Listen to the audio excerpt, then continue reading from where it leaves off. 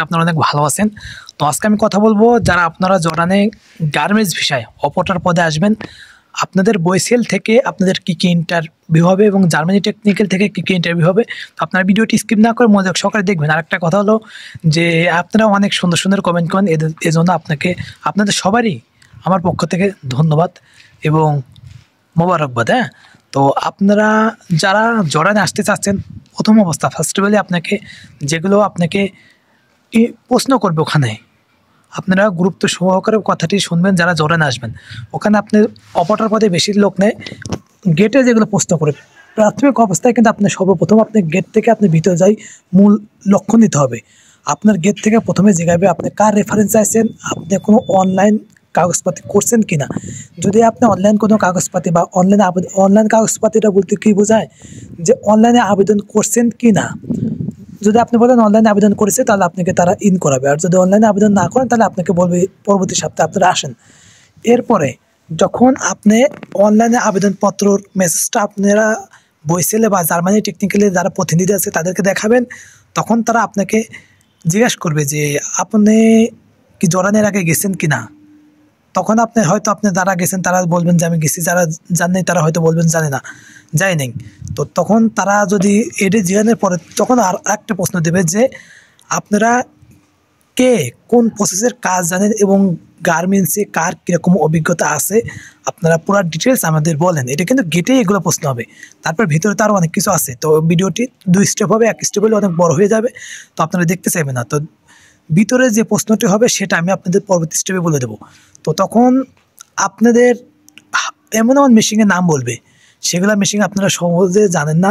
First of অলি বেশিরভাগ সময়ই আপনাদের জায়গায় যে এলপিডাব্লিউ পারেন কি না।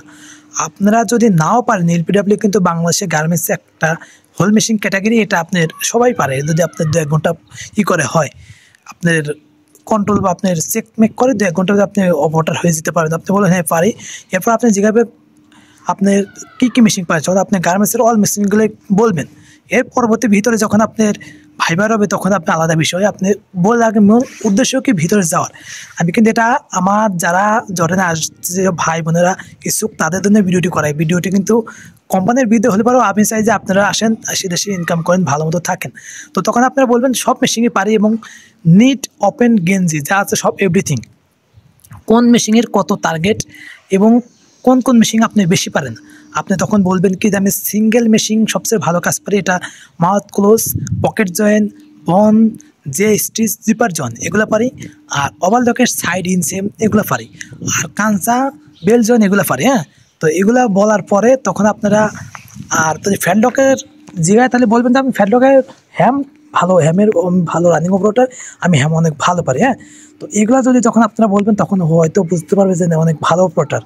তখন কিন্তু আপনার ভিতরে আমি বললাম ভিতরে কিন্তু আরও অনেক কিছু জেগাইবে এবং ভিতরে কোন কাদের কতটুকু স্পিড সব কিছু জেগাবে। তো আপনারা কতটুকু কেমন কি বলবেন আপনার পাস হয়ে যেতে পারেন ভিতরে, সেটাও আমি বলবো। ভাইবার তো আছেই ভাই, ভিডিও আপনার নেবেই। তো তারপরে আপনারা এরকম বলার পর তখন আপনাদের কাগজপাতি জমা নিয়ে আপনাদেরকে ইন করাবে।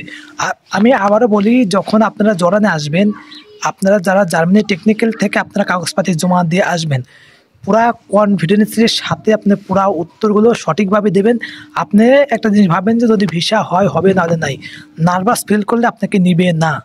আপনি স্ট্রংভাবে প্রতিটি প্রশ্ন উত্তর স্ট্রংভাবে তারা হয়তো তখন তারা ভাববে হয়তো আপনি গার্মেন্টসের যথেষ্ট অভিজ্ঞতা আছে বা আপনি ওই দেশে যা কাজ করতে পারবেন। কারণ অভিজ্ঞতা সম্পন্ন লোক সব কোম্পানির মালিকই চায় এবং আপনি যদি মালিক হন আপনিও সেটাই চাইবেন। তো ভিডিওটি যদি ভালো লাগে তো অবশ্যই লাইক কমেন্ট করুন আর চ্যানেলটি সাবস্ক্রাইব করে রাখবেন।